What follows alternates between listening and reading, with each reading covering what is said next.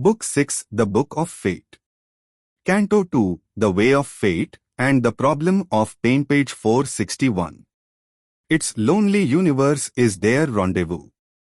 A day may come when she must stand unhelped, on a dangerous brink of the world's doom and hers, carrying the world's future on her lonely breast, carrying the human hope in a heart-left soul, to conquer or fail on a last desperate verge, alone with death and close to extinction's edge.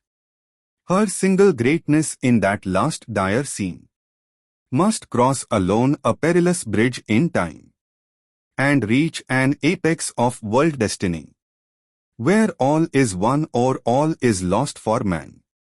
In that tremendous silence, lone and lost, of a deciding hour in the world's fate, in her soul's climbing beyond mortal time, when she stands soul with death or soul with God, apart upon a silent desperate brink, alone with herself and death and destiny, as on some verge between time and timelessness, when being must end or life rebuild its base.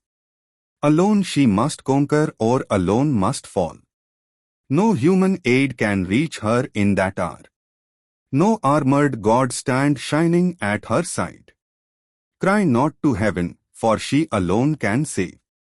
For this the silent force came missioned down. In her the conscious will took human shape.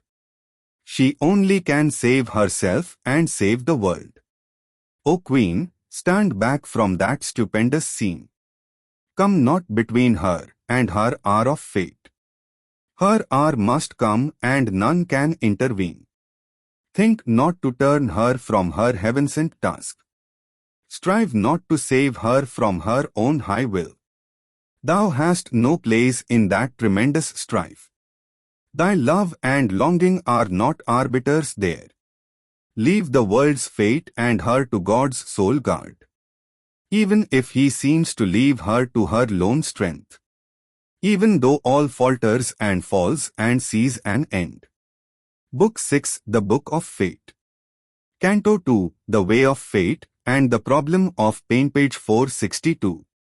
And the heart fails and only our death and night, God-given her strength, can battle against doom, even on a brink where death alone seems close, and no human strength can hinder or can help.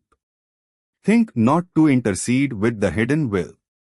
Intrude not twixt her spirit and its force, but leave her to her mighty self and fate. He spoke and ceased and left the earthly scene, away from the strife and suffering on our globe. He turned towards his far-off blissful home, a brilliant arrow pointing straight to heaven.